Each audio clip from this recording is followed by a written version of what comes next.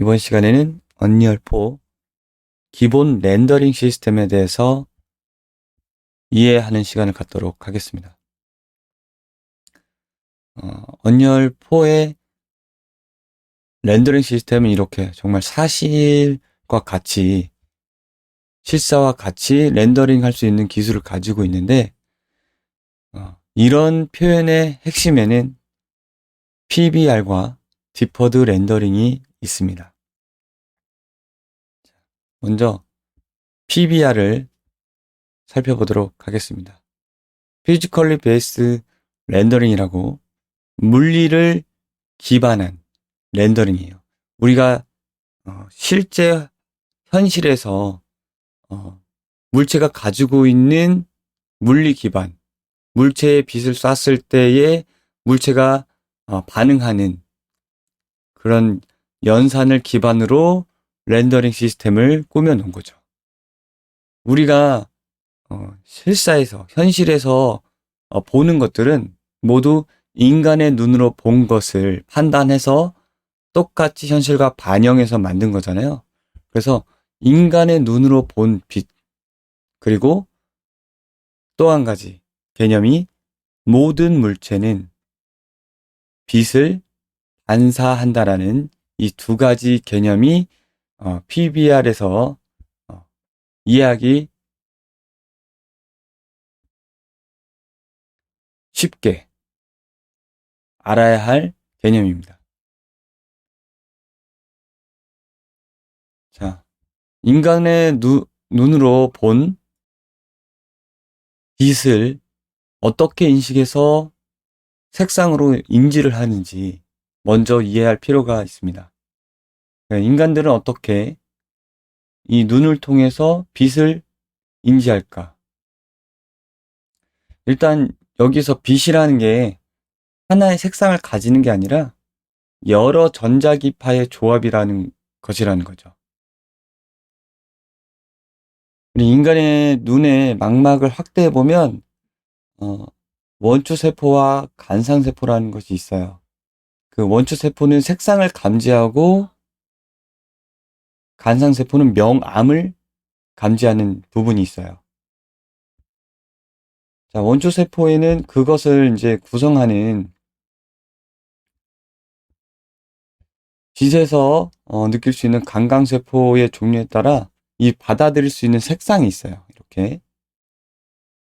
그 세 종류의 원추세포가 있는데 이게 R, G, B라는 것을 알 수 있죠. 그러니까 이게 빛의 삼원색이라고 하는 게 실제로 이 눈이 바라본 RGB 채널을 반영을 한 거예요.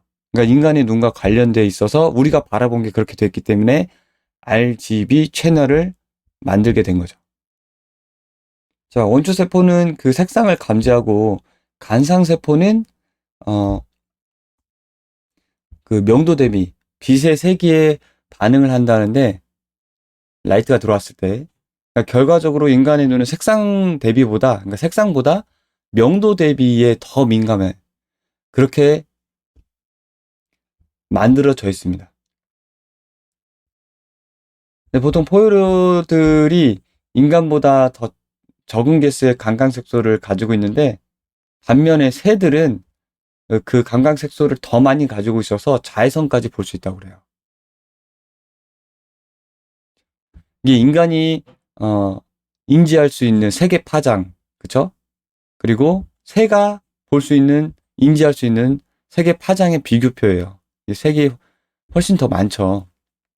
그래서 인간과 새가 공통적으로 볼 수 있는 색상이 이렇게 있고 새만 인지할 수 있는 색상이 있죠. 예를 들어서 이 노란 꽃에 노란 나비가 앉으면 잘 안 보일 수 있잖아요. 인간의 입장에서는. 근데 새 입장에서는 그렇게 안 보이고 확연하게 구분이 되는 거죠. 그리고 인간의 눈에서 제일 가장 민감하게 반응하는 구간이 녹색이에요. 그래서 이 녹색에 인접해 있는 그 빛, 녹색빛을 가장 멀리서도 인지를 하기 때문에 신호등이 우리가 녹색으로 돼 있는 거죠. 녹색으로 출발하라고. 그리고 실제로 언리얼 엔진에서도 이 실제 기반, 물리 기반이기 때문에 녹색 빛이 같은 RGB를 놓고 똑같이 발광의 크기를 100 정도 올렸을 때 녹색이 가장 하얗고 잘 보이게 언리얼 엔진에서도 볼 수 있습니다. 자, 여기 레벨에 레드, 그린, 블루가 되는 애디티브 재질을 구 형태의 메쉬에 씌워서 발광을 시켜 본 내용입니다. 자, 이게 R이고요. 블렌드 모드 애디티브로 이미시브 컬러에다가 R에다가 100만큼 발광을 하게 꽂아줬고 오퍼시티 1을 준 거예요. G는 이렇게 0, 100, 0, B는 00, 100 이렇게 해서 각각 그 색깔에 해당하는 수치를 100만큼 줘서 레벨에다가 올려봤습니다. 자, 레벨에서 이 9의 위치는 Y쪽, 그러니까 카메라가 지금 우리가 쳐다보고 있는 방향 거리가 똑같습니다. 이렇게 좌우로 놓기 위해서 X축이 좀 차이가 있고요. 자, 이렇게만 봐도 눈썰미가 좋으신 분들은 녹색이 더 발광하다, 더 밝은 거를 알 수 있어요. 발광력이 더 밝은 걸 볼 수 있어요. 자, 이거를 이렇게 뒤쪽에다 밀어볼게요. 뒤쪽으로. Y축 쭉 멀리까지 밀어볼게요. 자, 멀리까지 보고 어떤 게 더 밝은 명암이 하얀색에 가까운지 한번 보세요. 녹색이 확실히 잘 보이죠? 이게 바로 실제 인간의 눈으로 바라볼 수 있는 그 명암 그리고 색상을 표현을 한 거죠. 그래서 우리가 이펙트 할 때 왜 지금 인간의 눈에 대한 내용을 알아야 되냐면 이렇게 이펙트를 할 때 어느 특정 구간만큼 내가 발광력을 밝게 주는데 이렇게 차이가 나버리면 예를 들어서 레드가 이만큼의 발광력을 갖게 하려면 2배나 2.5배를 더 줘야 된다든지 그런 차이점이 생겨버려요. 그래서 녹색 이펙트가 발광할 때 우리가 어떤 빛을 계속 쳐다보고 실제 환경에서 굉장히 밝다고 생각이 될 때 그게 하얀색이 되거든요. 예를 들어서 우리가 태양을 쳐다본다고 하면 태양이 빨간색으로 보이는 게 아니라 하얀색의 안쪽 내부가 보이고 발광력이 빠져나오는 이 외부에서 빨간색이 보이겠죠, 태양이. 그러니까 그래서 밝으면 밝을수록 하얀색에 가까워지는 거고요. 이렇게 발광력을 가질 때는 녹색이 제일 잘 보이는 것처럼 실제 엔진에서도 PBR을 그렇게 구현을 해놓은 거예요. 우리 인간의 눈이 쳐다보는 것처럼 만든 거죠. 그래서 이펙트를 할 때 왜 발광이 안 돼? 발광력이 왜 더 떨어지지? 왜 하얗게 타지? 이런 부분이 이런 이유인 거죠.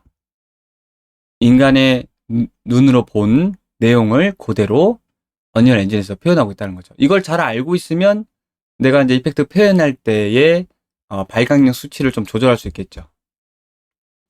그래서 인간의 눈을 기반으로 RGB 조합으로 색상을 인지하고 그 인간의 눈을 기반으로 실제로 녹색을 더 많이 인지하는 명암을 그 기반으로 PBR을 만들게 된 거죠. 그리고 또 한 가지, 모든 것은 빛을 반사한다라는 개념은 실제로 빛을 반사를 합니다. 예를 들어서 이 종이 널판지 같은 경우에 빛을 반사한다라고 전혀 생각을 못 했는데 실제로 빛을 비춰보니까 그 재질의 내용에 따라 빛을 흡수하고 반사하는 내용이 다른데 이 종이 널판지도 스페큘러를 디퓨즈와 구분을 해서 보니까 여기 그러니까 색상과 그 반사값이 존재할 거잖아요. 그 두 가지가 합쳐진 게 우리가 실제로 보고 있는 최종 결과물이죠.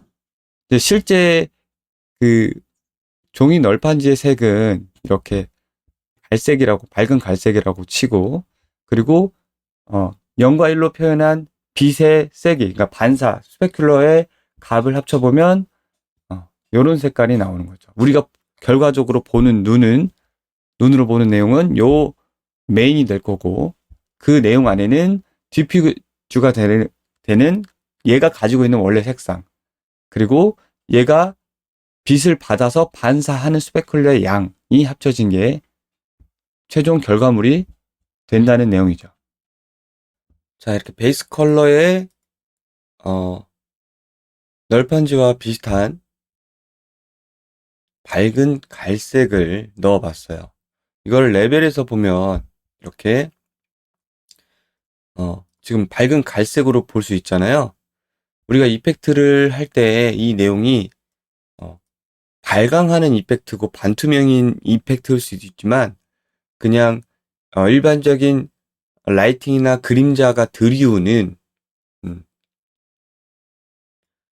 오브젝트일 수 있죠. 돌이라든지 아니면 상자라든지 집이라든지 뭐 부서지는 조각이라든지 그런 것들은 실제 오브젝트 재질과 비슷하게 갈 수 있잖아요.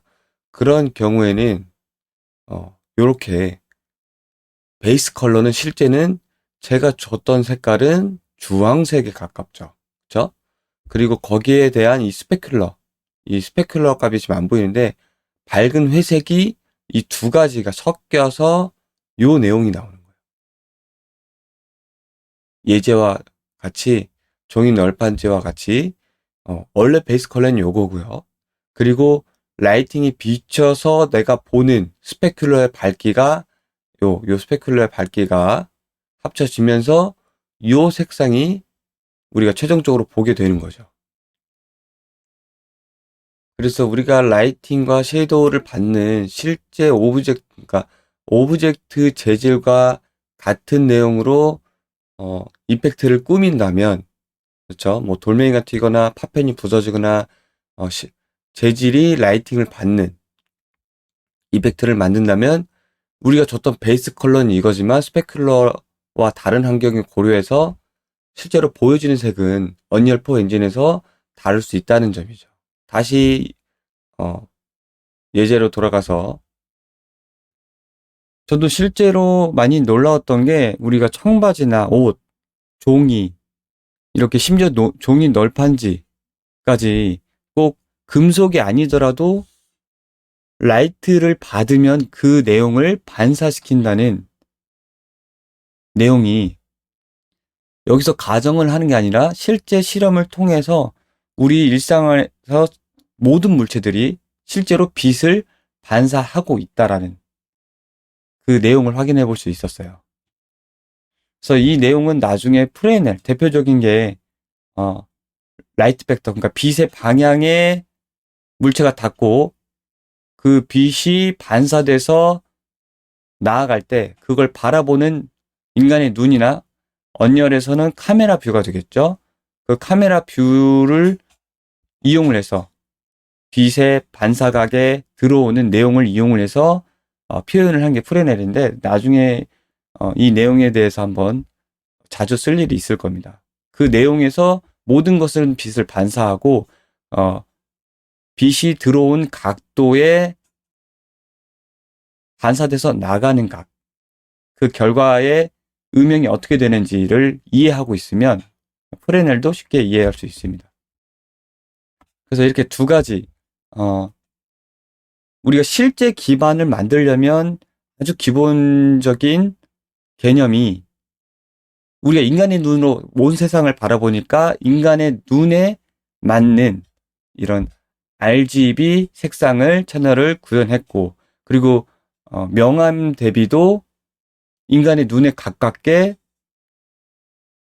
렌더링 시스템을 구현해서 PBR로 표현을 한 거고요. 또 한 가지 모든 것은 빛을 반사한다. 이 두 가지의 기본 전제를 머릿속에 깔고 들어가면 PBR의 내용은 반절 이상 이해하신 거예요. 자, 그렇다면 우리가 그래픽 유저로서 이 PBR에 접근해야 될 핵심은 무엇인가? 자, 그 핵심은 그 빛의 반사값이라든지 그런 환경을 반사시켜줘서 물체에 맺게 한다든지 우리가 눈으로 봤을 때에 정말 실사처럼 느껴지게 하는 그런 핵심 값들을 러프니스와 메탈릭을 파라미터화한 거예요. 반사되는 값들의 이제 러프니스, 거칠기, 그리고 메탈릭, 금속화하는 부분에 대한 이 두 가지의 파라미터가 좀 핵심이고, 나머지 스페큘러와 디퓨즈는 원래 기존의 PBR이 아니더라도 폼 쉐이더라든지 여러 군데에서 많이 쓰고 있었어요.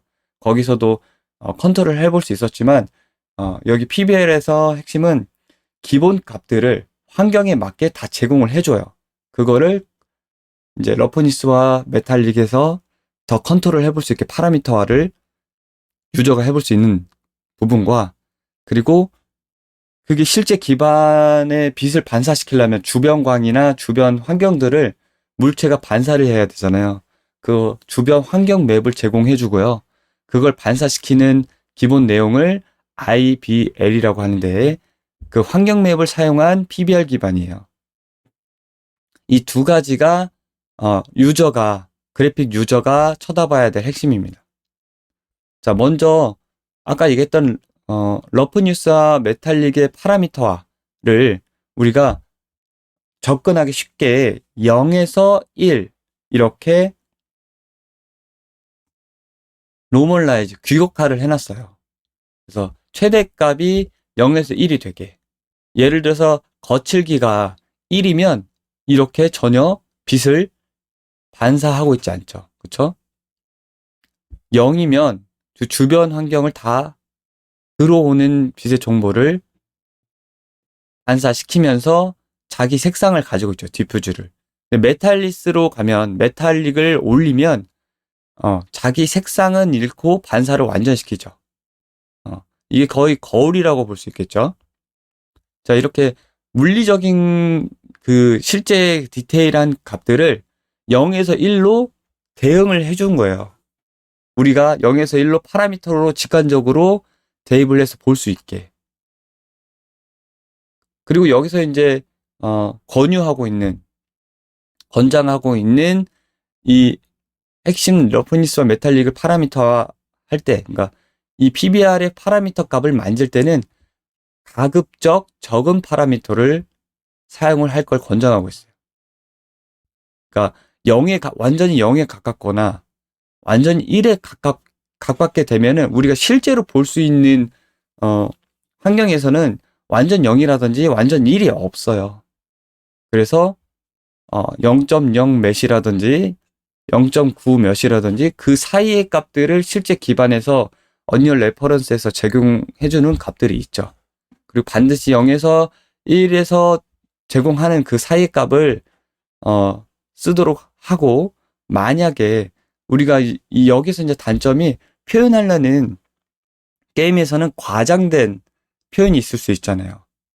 거울보다 더 거울 같다든지, 정말 플랫하게 색상만, 발광만 해야 된다든지, 뭐 그런 경우가 있다면 1을 넘어선 값도 사용할 수가 있습니다.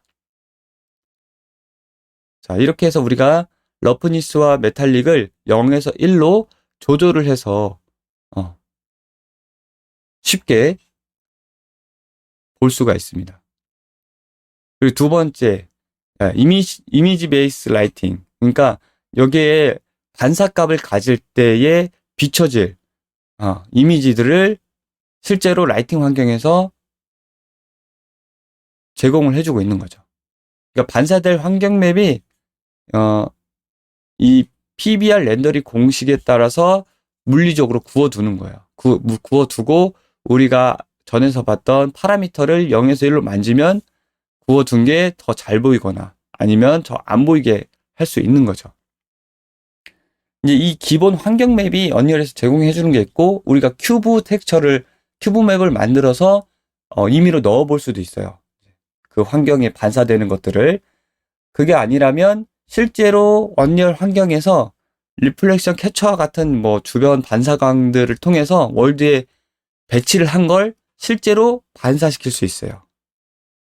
그래서 그걸 사용하지 않으면 기본 환경 맵이 이렇게 제공이 되고, 이게 이제 민맵으로 가까이 가면 이렇게 큰 맵이 제공되고, 멀리 가면 적은 맵이 제공이 돼서 최적화에도 용이하게 쓸 수 있는 거죠.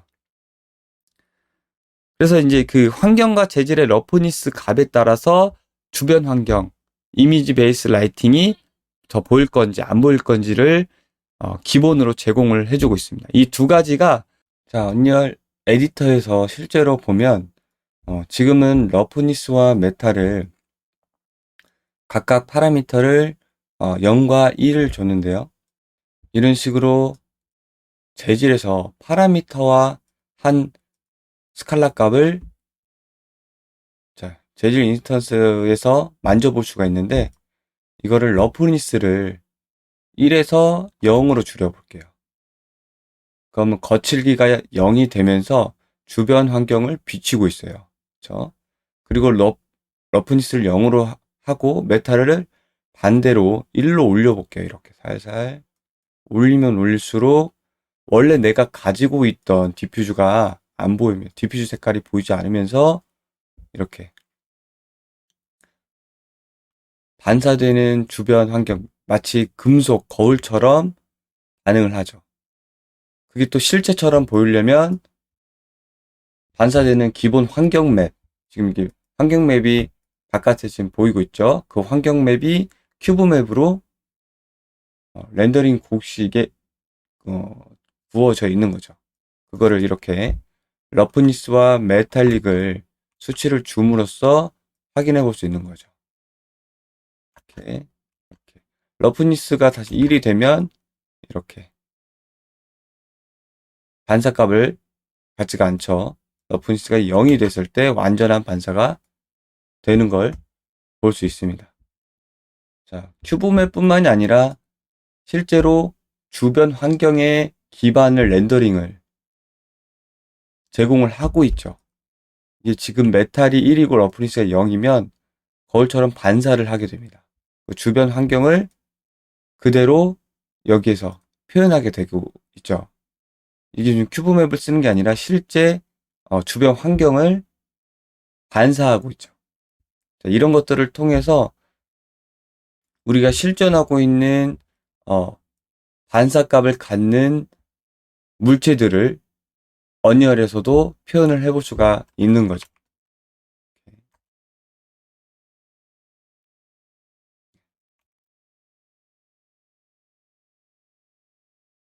그리고 PBR에서 또 중요한 게 글로벌 일루미네이션이라고, 우리가 이제 주변광이 있고 간접광이 있고 거기에 대한 또 반사에 반사되는 반사광이 있겠죠.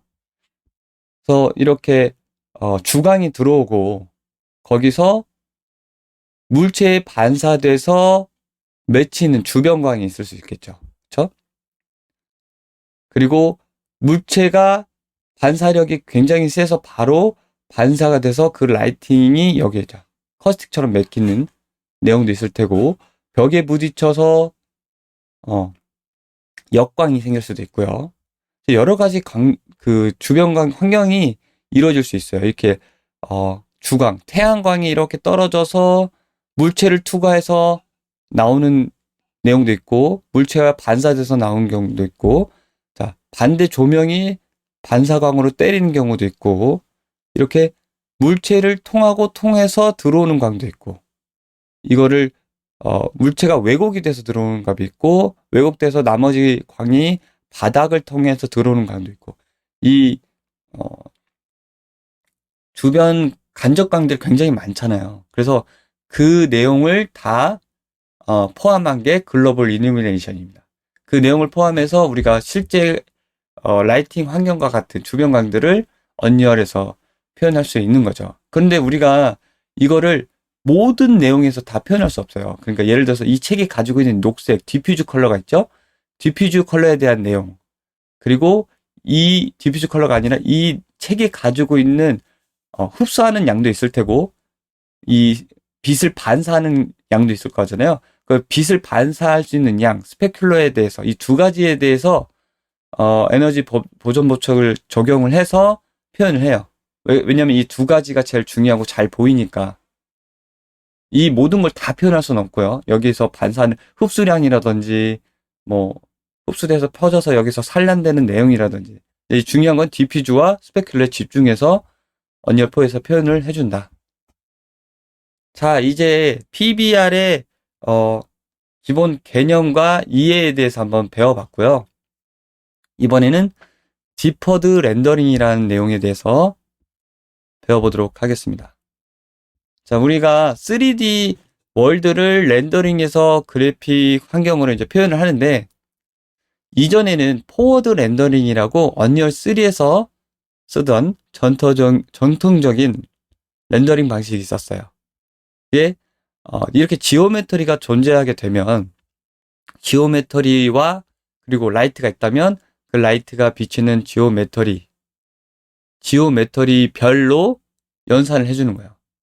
이 지오메트리가 정점의 위치를 CPU에서 알아내고, 면을 알아내고, 그 면에 들어간 세그먼트들에 들어간 내용들을 알아내고 픽셀 섀도우로 뭐 찍어내죠. 그 알아내는 단위를 이 지오메트리 단위로 알아내는 거예요. 계산을. 그래서 이 라이팅의 연산을 지오메트리당 곱해서 해줘요. 지금 이 스피어가 3개가 있는데 라이트가 하나가 있다고 하면 이 연산량을 라이트 1번과 스피어 1번, 라이트와 스피어 2번, 라이트와 스피어 3번 이렇게 3번 연산하게 되고, 라이트가 하나 더 있으면 라이트 2번과 스피어 1, 2, 3 해서 총 6번의 연산을 갖는 거예요. 그래서 라이트 개수와 라이트 영향을 받는 오브젝트 수가 최종 연산량이라서, 예를 들어서 이 9가 이렇게 3개만 있으면 오히려 더 빨라서 모바일 같은 경우에서 더 선호해서 쓸 수 있는데, 예를 들어서 이게 막 100개, 1000개가 늘어나면 거기에 라이트 개수가 곱하기가 되기 때문에 기하급수적으로 연산량이 늘어나서 프레임 버퍼링이 일어날 수 있어요. CPU에서 연산을 계속 알아내야 되니까, CPU 연산량이 많아지니까 CPU 프레임 드랍이 일어나죠. 물론 포워드 렌더링이 개수가 적고 이 지오메트리당 연산을 하기 때문에 위치를 찾아서, 그래서 그 비트맵이 일어나는 엘리어싱을, 안티 엘리어싱을 바로 처리할 수 있고 반투명도 처리하기 용이해요. 근데 이제 큰 단점이 있죠. 이 기본적인 연산량이 이렇게 라이트 개수 곱하기 오브젝트 수기 때문에 굉장히 연산량이 늘어날 수 있는 거죠. 그거를 이제 개선하기 위해서 언리얼 4에서 디퍼드 렌더링 방식을 넣게 됩니다. 디퍼드 렌더링은 계산 방식이 달라요. 이게 2D, 그러니까 3D 월드를 2D 이미지로 연산을 가져가서 처리를 하는 거죠. 지오메트리당 연산을 하는 게 아니라 라이트 개수에 영향을 받는, 그러니까 이 3D 화면을 2D로 연산을 해서, 픽셀은 2D에서 일어나는 그 작은 점들을 읽어내는 게 이제 픽셀이죠. 이거를 화면으로 읽어내서 이렇게 한 번에 멀티 렌더 타겟을 이미지로 한 패스에 그려서 G버퍼라는 지오메트리 버퍼 메모리에 담았다가 나중에 이걸 합쳐서 연산을 하면 이게 라이팅과 관련된 내용이기 때문에 이렇게 표현을 하게 되죠. 그러니까 그러니까 버텍스 위치를 다 알아내서 면과 지오메트리 당에 해당 정보를 CPU에서 구해서 직접 라이트와 닿는 부분을 연산하는 이 포워드 렌더링과는 전혀 다른 구조를 가지고 있죠. 여기서는 라이트 개수와 이 라이트가 영향을 주는 모든 환경, 그러니까 이 픽셀의 수를 계산을 합니다. 그게 이제 요 내용이 되는 거죠. 베이스 컬러가 되는 디퓨즈, 노멀, 뎁스, 스페큘러, 이 4가지를 기본적으로 한 패스에 담아서 최종적으로 보이게 하는 게 요 내용이 되는 겁니다. 그래서 이 단위는 퍼 픽셀이에요. 자, 이 단위는 퍼 버텍스고요. 이거는 퍼 픽셀이죠. 그 내용을 담아내는 게 포워드와 디퍼드 렌더링의 기본적인 비교점이고요. 비슷한 종류 패스를 모아서 한꺼번에 처리하기 때문에 이 멀티 렌더 타겟을 다 충분히 담을 수 있는 그릇이라면 그게 이제 컴퓨터가 되겠죠. 이걸 한 번에 처리할 수만 있다면 훨씬 작업 속도가 더 원활해지겠죠. 라이트랑 더 많은 어떤 연산을 처리할 때는 디퍼드 렌더링이 훨씬 효과적이겠죠. 그 두 가지 특징을 좀 더 얘기를 해보자면, 일단 포워드 렌더링에서 제일 연산이 많이 들어가는 내용이 화면에 렌더링이 되지 않은 면도 연산을 해요. 지오메트리당 무조건 연산을 하기 때문에. 그리고 거기에 라이트가 2개, 3개, 여러 개 있을 때 연산이 많아지기 때문에 이 라이트의 관리가 어려워집니다. 마찬가지로 라이트가 많아지면 거기에 비치는 그림자도 많아지잖아요. 그래서 그 그림자의 통합도 어려워지죠. 자, 디퍼드 같은 경우에는 그 라이트와 픽셀의 개수를 2D 이미지로 4개를 뽑아내서 합쳐버리기 때문에 그림자 통합, 그러니까 라이팅과 지오메트리 개수가 상관이 없어요. 그래서 그림자 통합, 그리고 작은 동적 움직이는 라이팅에 대해서도 많이 표현이 쉽게 가능하죠. 그러니까 이게 일종의 포스트 프로세싱처럼 수행된다는 게 어떤 의미냐면 디퍼드 렌더링 자체가 지연 렌더링이에요. 그러니까 디버퍼의 그 퍼 픽셀 라이팅에 대한 멀티 렌더 타겟, 아까 그 봤던 이미지, 4장의 이미지 혹은 4장 이상의 이미지들을 디버퍼에 담아뒀다가 한꺼번에 제일 끝단에서 라이팅 처리를 해주는 것처럼 보이거든요. 그래서 이 포스트 프로세싱 마지막에 올리는 것처럼 보여지는 거죠. 이 두 가지는 아직도 포워드 렌더링을 쓰는 곳이 있고 대부분 PC에서는 다이렉트 9, 그 이상 다이렉트 11을 쓰고 있죠. 대부분. 그 이상에서는 다 디퍼드 렌더링을 쓰고 있습니다. 왜냐하면 그 정도의 그릇이 되거든요. 그래픽 카드, CPU 연산이라든지 그 메모리, 이제 컴퓨터 사양이 올라가면서 대부분 디퍼드 렌더링을 사용할 수 있습니다. 근데 플랫폼마다 좀 다른 거는 모바일 같은 기기에서는 메모리를 담아둘 수 있는 게 한계가 있기 때문에 발열이 많이 일어나서 오히려 포워드 렌더링이 더 빠르게 되죠. 조건을 적은 지오메트리와 적은 라이팅을 제한해서 사용한다면 발열이 더 적을 수 있기 때문에 모바일 플랫폼에서는 포워드 렌더링을 많이 쓰고요. 나중에 기술이 발전되면 바뀌겠죠. 그리고 또 VR에서도 제한된 그 규약이 있기 때문에, 그리고 3D를 실제로 봐야 된다는 그 규약 때문에 포워드 렌더링을 쓰기도 하고요. 그리고 이 두 가지를 적절히 섞어 쓰는 경우도 있습니다. 자, 이 포워드 디퍼드 렌더링은 앞에서 얘기했던 물리 기반으로 우리가 보여지는 렌더링을 꾸미는 방식이 아니라 이거는 실제로 하드웨어가 계산하는 방식을 나눈 거죠. 자, 그 하드웨어 조건이 있는데 아까도 얘기했지만 다이렉트 X9 이상이면 되고요. 자, 쉐이더 모델 3.0 이상. 쉐이더 모델은 프로그래밍 가능한 쉐이더라고 생각하면 되고요. 그리고 G포드 6800 이상. 지금 대부분 이거 이상으로 다 쓰고 있죠. 자, 현재 그래픽 카드는 다 지원 가능하다고 보시면 돼요. 자, G버퍼라는 녀석은 아까 얘기했지만 퍼 픽셀 라이팅에 필요한 정보들을 한 패스에 4개 렌더 타겟을 G버퍼라는 메모리에 담을 수 있어요. G버퍼는 지오메트리 버퍼라고 하고요. 이 지오메트리를 보여주기 위한 메모리들을 우리가 이제 컴퓨터에서 메모리를 갖다 쓰는데 여기서 보시면 멀티 렌더 타겟이 다이렉트 X일 때 한 패스에 최대 4개의 렌더 타겟을 넣을 수 있고요.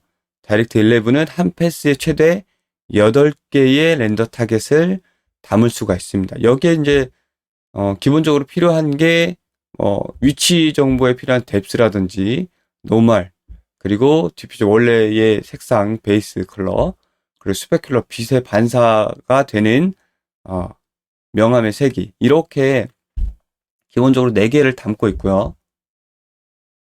자, 이거를 진행하는 순서가, 디퍼드 렌더링의 순서가, 먼저 렌더 타겟을 G버퍼에 담죠. 첫 번째로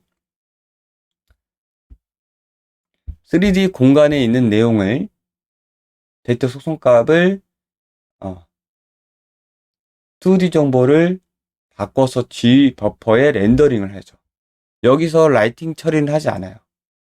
그리고 이제 그 이후에 요 멀티 렌더 타겟을, 렌더 타겟의 정보를 렌더링을 해요. 이렇게 렌더링을 하면서 이 G버퍼 이후에 라이팅 패스, 여기 보이죠? 요 라이팅이 해당되는 부분, 라이팅 패스를 픽셀 쉐이딩을 진행을 하는 거예요. 여기 라이팅 패스에서는 예를 들어서 이게 포인트 라이트, 그리고 이게 스팟라이트라고 치면은 이 라이트 형태도 여기서 픽셀로 G버퍼에 가져가듯이 2D로, 얘도 마찬가지로 지오메트리 형태로 판단을 해서 픽셀 쉐이딩으로 렌더링을 해요. 예를 들어서 포인트 라이트는 이렇게 스피어, 구 형태로 판단을 하고요. 이거 스팟라이트는 이렇게 원뿔 형태가 되겠죠. 콘 형태로 판단을 해서 계산을 하기 때문에 빠르게 계산할 수 있어요. 그래서 이 디퍼드 렌더링의 내용 예제를 한번 살펴보면, 이렇게 한 패스의 렌더 타겟 정보를 가지고, 여기 이제 베이스 컬러가 된 디퓨즈, 위치 정보가 되는 뎁스, 그리고 뭐 노멀, 그리고 뭐 스페큘러 등등 있겠죠. 이 세 가지들이 하나의 렌더 타겟 정보에서 하나를 합쳐져서 실제적인 라이팅이 연산이 이루어지는 거죠. 이렇게 라이트의 위치에 따라, 여기 뭐 라이트가 여기 있고 여기도 있고 여기도 있고, 뭐 이 형태도 지오메트리 형태로 빠르게 연산을 해주는 거죠. 자, 우리가 왜 디퍼드 렌더링의 순서에 대해서 배우고 있냐면, 엔진을 예제로 한번 볼게요. 우리가 이펙트를 하면은 물론 발광력을 갖는 반투명 이펙트도 만들지만, 이렇게 바닥을 패이게 하는 데칼이라든지 아니면 파편을 투게 하는 실제 돌이 부서지면서 나오는 파편이라든지, 우리가 실제 라이팅을 받는 환경의 내용을 이펙트로 꾸며서 넣을 때가 있어요. 그런 경우에는 우리가 이런 노멀 맵이라든지 신 데스라든지를 알아야 돼요. 이 부분에 접근을 해서 이펙터가 이 내용을 편집을 해볼 수 있어야 하기 때문에, 예를 들면 노멀 텍스처를 만든다든지,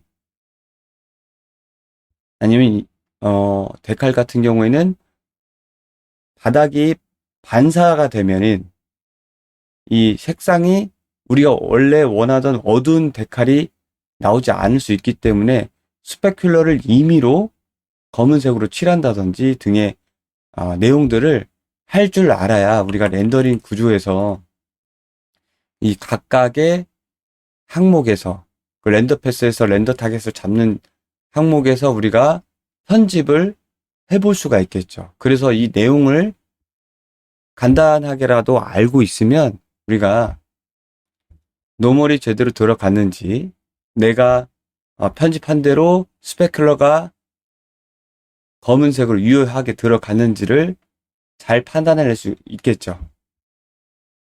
우리가 발광하는 반투명 이펙트만 제작하면 상관이 없어요. 그런데 이펙터는 이 범위가 모호하기 때문에 배경에서 기믹이 무너지는 내용도 이펙터가 할 수가 있고요. 환경을 꾸미는 물의 내용도 이펙터가 할 수도 있고, 배경에 찍혀있는 데칼도 이펙터가 할 수가 있어요. 그러니까 여러 가지 상황에서 우리가 디퍼드 렌더링과 PBR을 모르는 상황에서 그걸 접근한다고 하면은 조금 머리 아플 수가 있겠죠. 자, 레벨 에디터에서 이 버퍼 시각화, 그러니까 우리가 얘기했던 G버퍼를 시각화 해볼 수가 있어요. 여기서 기본적으로 담고 있는 것들이 굉장히 많은데 이 개요를 눌러보면 이렇게 나오고요. 이렇게 각 렌더 타겟의 항목들이 실시간으로 볼 수 있어요. 이렇게 보는 대로 바로바로 실시간으로 그려내기 때문에 이 담을 그릇, 그러니까 메모리가 어느 특정 이상의 그릇이 된다면 이 디퍼드 렌더링을 하는 게 굉장히 이익이죠. 오브젝트 수와 상관없이 라이팅 처리가 가능하고 이 중간에 만들어진 이 G버퍼의 렌더 타겟 속성들이 어차피 우리가 포스트 프로세스를 쓰면 이 내용들이 필요해요. 포스트 프로세스에서 재활용을 해요. 그게 디퍼드 렌더링의 장점이죠. 자, 반대로 단점도 존재하겠죠.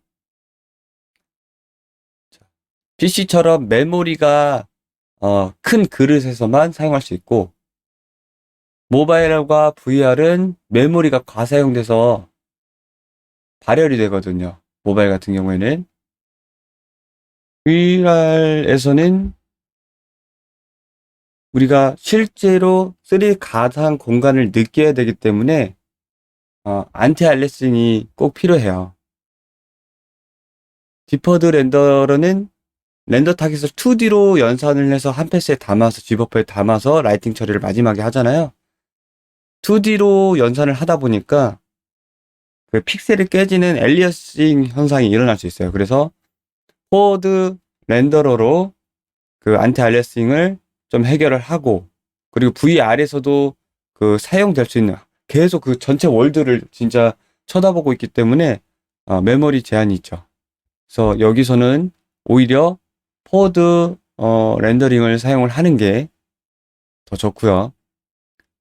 그리고 디퍼드의 최대 단점, 이펙트 입장에서 최대 단점은 이 반투명 처리가 소팅의 순서가 에러가 난 것처럼 보인다는 겁니다.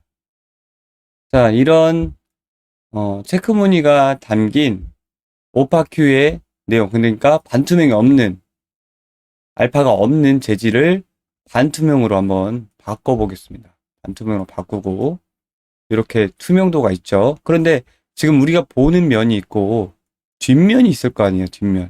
뒷면도 같이 보게 해 투사이드를 켜주면 이렇게 보이게 되죠. 이렇게 지금 반투명이 어느 정도 있기 때문에 허용이 돼 보이는데 이 반투명의 수치를 만약에 이렇게 조절을 해보면 1까지 올려보면 이 반투명의 재질이 망가지게 됩니다. 즉 앞면과 뒷면이 혼재돼서 어떤 게 앞으로 나와야 될지 모르겠는 것처럼 에러가 난 화면처럼 보이죠. 디퍼드에서는 2D 공간 스크린 정보를 담아오기 때문에 반투명 오브젝트는 렌더링이 어려운 단점이 있어요. 실제로는 이렇게 위치하고 있는 부분 그리고 깊이값을 그려야 되는데 그 깊이값을 그릴 수가 없어요. 이 내용을 지금 우리가 보는 화면은 포워드 렌더링이 아니라 디퍼드 렌더링이기 때문에 베이스 컬러, 그 스페큘러, 노멀, 깊이 정보를 한 번에 한 패스에 G버퍼에 담는데 이 앞쪽 면이 읽힐 거 아니에요. 앞쪽 면. 근데 이게 반투명이면 반투명이라는 거는 이 지금 보이는 재질과 배경이 되는 재질이 섞여서 블렌딩 돼서 나와야 돼요. 그쵸? 그 투명도가 낮으면 낮을수록 그 표현이 이렇게 잘 보일 수 있지만 이 오퍼시티 알파가 1이 되면 될수록 이렇게 고질적인 소팅 문제가 생깁니다. 이게 이펙트 입장에서는 재앙이죠. 최대 난제고요. 이거는 나중에 이제 꼼수로 팁으로 해결을 해야 되는데, 이게 기본 엔진의 구조라는 거를 이펙트 입장에서는 꼭 알고 넘어가야 투명도를 적절히 쓸 수 있겠죠. 뭐 해결 방법은 여러 가지가 있는데, 이 단면을 두 개를 나눠서 앞의 면과 뒤의 면을 다른 오브젝트로 가져간다든지 해서 소팅의 넘버링을 줄 수도 있고요. 여러 가지 문제로 해결할 수 있습니다. 제일 좋은 거는 이런 내용이 안 생기게 투명도가 좀 약하면 좋겠죠. 그래서 여러 가지 방법을 생각해 내야 돼요. 이펙트 입장에서 이런 일이 우리가 진행하는 프로젝트에 생기면 이 방법을 생각해 내고 해결을 내려면 이 디퍼드 렌더링의 기본적인 내용을 알아야 해결도 할 수 있으니까 이 내용을 PPT 하는 이유고요. 그리고 안티 알리싱에서 문제가 생깁니다. 아까 얘기한 것처럼 이게 2D 렌더 타겟을 정보로 담고 있기 때문에 2D는 픽셀이잖아요. 픽셀은 항상 계단 현상이 생기죠. 확대하면 확대할수록 그 곳에서 안티 알리싱이 되지 않는 거죠. 엘리어싱이 생겨요. 계단 현상이. 그러니까 하드웨어 안티 알리싱은 포워드 렌더링에서 실제로 그 정점의 위치의 지오메트리를 계산하기 때문에 CPU에서 하드웨어 안티 알리싱이 자동으로 되거든요. 물론 소프트웨어, 그러니까 언리얼 엔진에서 안티 알리싱을 하고 있어요. 디퍼드 렌더러 후에 안티 알리싱을 하고 있는데 포워드 렌더러 안티 알리싱과 좀 다르다는 점, 그 점만 알고 있으면 되고요. 자, 여기서 이제 단점이자 장점이 우리가 이 많은 렌더 타겟을 사용을 하잖아요. 근데 이게 어차피 포스트 프로세서를 써서 후처리를 하면 거기서 이 렌더 타겟을 필요로 하거든요. 그래서 재활용하기 때문에 이게 장점이자 단점이죠. 자, 종합해 보자면, 자, 포워딩 렌더링은 모바일과 VR에서 쓰고 있고, 거기에 맞춰서 지오메트리와 라이팅 개수가 적으면 훨씬 장점인 렌더러입니다. 언리얼 3에까지 썼었고요. 언리얼 4에서는 디퍼드 렌더러로 넘어오면서 정말 빠른 그리고 많은 렌더링을 할 수 있는데, 여기서 이제 단점은 이런 2D 픽셀로 렌더 타겟을 담기 때문에 엘리어싱 계단 현상이 나중에 그 게임 화면을 멈춤해놓고 이미지를 얻어와서 이렇게 확대를 해보면 엘리어싱 현상이 일어날 수 있고, 그리고 이펙트 입장에서 제일 큰 단점이 이 반투명에 대한 소팅 처리가 문제가 기본적으로 발생돼 있다라는 게 단점입니다.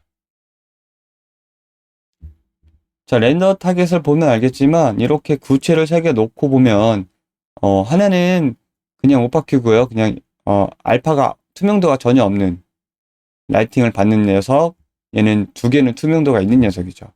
여기 위에 보면은 반투명 알파를 볼 수 있어요. 렌더 타겟에서 알파가 이렇게 먹고 있는 걸 볼 수 있죠. 근데 이거를 이미지로 읽는 거예요. 그래서 넣기 때문에 뒷면이 표현이 하기가 어렵죠. 그리고 여기서 보면은 씬 뎁스, 그리고 베이스 컬러와 노멀을 이 알파가 없는, 투명도가 없는 녀석은 이렇게 잘 처리가 되지만 투명도가 있는 녀석은 처리가 안 되는 걸 볼 수 있죠. 그래서 우리가 대부분 이펙터들이 반투명, 그리고 발광하는 반투명의 이펙트가 한 8, 90%로 쓰기 때문에 이 부분에 대해서 반투명 알파를 어느 정도로 수치를 해야 될지 많은 테스트가 필요합니다. 자, 이렇게 해서 PBR과 디퍼드 렌더링을 알아봤는데요. 물리 기반 렌더링을 통해서 우리가 이펙트 입장에서 고려해야 되는 부분을 알아봤어요. 명도라든지 색상이라든지 라이팅이라든지 이런 것들이 이펙터 입장에서는 재질에서 파라미터로 접근을 해서 어떤 영향을 주는지 이해를 한번 해봤고요. 그리고 디퍼드 렌더링, 예전 방식의 정통적인 포드 렌더러에서 디퍼드 렌더러로 언리얼 4에서 바뀌면서 많은 부분이 많이 바뀌었거든요. 그 부분을 기본적으로 알고 있어야 우리가 반투명을 대하는 방법이라든지, 그리고 여기 렌더 타겟에 접근하는 깊이 값이라든지 노멀 값을 이펙터들이 편집을 해서 알맞게 넣을 수 있겠죠. 우리 디퍼드 렌더링의 방식과 물리 기반의 렌더링, 물리 기반의 쉐이더가 잘 보일 수 있게. 언리얼 4부터는 이 PBR과 디퍼드 렌더링을 모르고는 할 수가 없어요. 모델러, 이펙터, 이 그래픽에 관련된 모든 이 3D 월드를 구성하는 작업자들은 기본적으로 알아야 하기 때문에 이펙터 입장에서도 이 PBR과 디퍼드 렌더링을 설명해 보았습니다. 물론 이게 다가 아니라 더 세밀하고 디테일한 내용이 있지만 우리가 기본적으로 알아야 될 내용만 다뤘기 때문에 이번 내용에서는 작업을 하면서 필요하시면 다시 찾아보는 영상이 됐으면 좋겠습니다. 이번 영상은 여기서 마무리하고 다음 시간에 뵙도록 하겠습니다. 감사합니다.